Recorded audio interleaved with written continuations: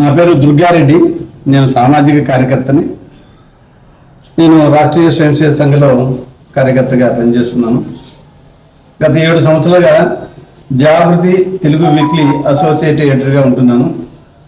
ఈ జాగృతి పత్రిక 76 సంవత్సరాల క్రితం స్థాపించబడింది.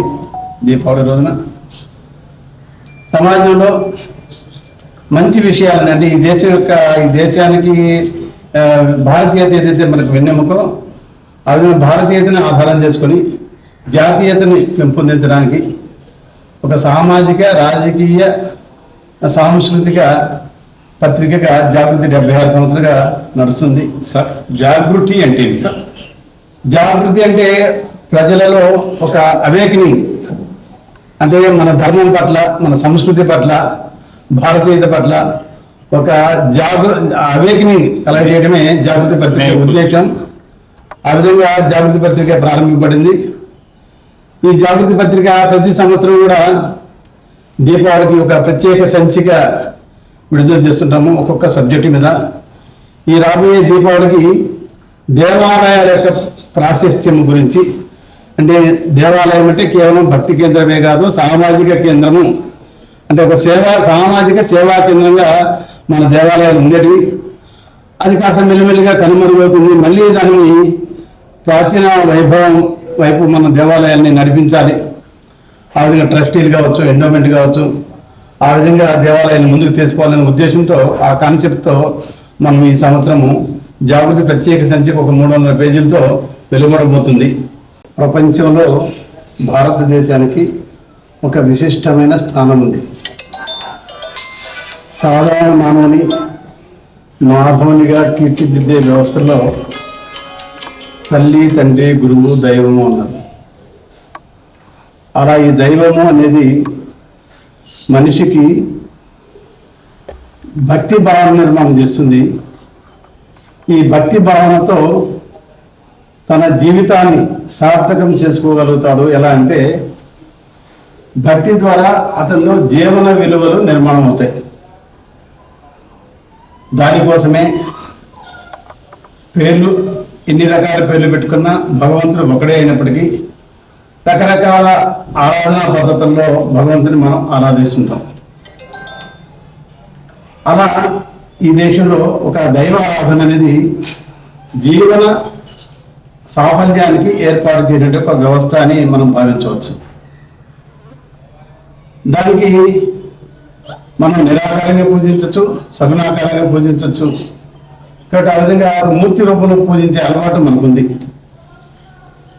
ఆ విధంగానే దేవాలయాలు ఏర్పాటైనాయి. దేవాలయం అనేది ఒక శక్తి కేంద్రం. దేవాలయంకి వస్తే ఒక ప్రశాంతత ఏర్పడుతుంది. ఉన్నాయి. ఆ విధంగానే మన పెద్దలు దేవాలయాల వ్యవస్థను ఏర్పాటు చేశారు. అందులో దేవాలయం అంటే భక్తి కేంద్రమే, ఆధ్యాత్మిక కేంద్రమే. దానితో పాటుగా దేవాలయం అనేది ఒక సామాజిక కేంద్రం కూడా. మన దేశంలో రాజుల కాలం నుంచి కూడా నేటి వరకు కూడా అనేక మంది మహానుభావులు, కొందరైతే రాజులు కాదు, సాధారణ వ్యక్తులు అసలు దేవాలయ నిర్మాణాన్ని పొందుకోవడం ఇది గొప్ప ఉన్న మన యొక్క వ్యక్తిత్వం యొక్క గొప్పతనానికి ఒక నిదర్శనం. అట్లాగే ఈ పెద్దమ్మ గుడి ఇక్కడ ఈ ప్రాంతంలో భూదేవి హిల్స్ ఏరియాలో ఇక్కడ కొత్తగా జనావాసాలు ఏర్పడుతున్నాయి.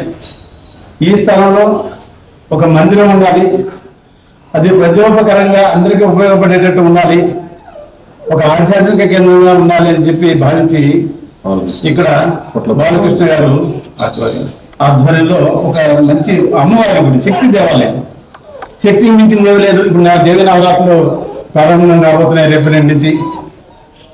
కాబట్టి అలాంటి యొక్క శక్తి కేంద్రాన్ని సంకల్ప శక్తి కేంద్రం ఉండాలని చెప్పి సంకల్పించి పెద్దమ్మ గుడిని నిర్మాణాన్ని పూనుకోవడం ఇది గొప్ప, వారి జీవితానికి ఒక గొప్ప సాఫల్యం. ఇది ఎందుకన్నా గొప్ప పని ఏముండదు.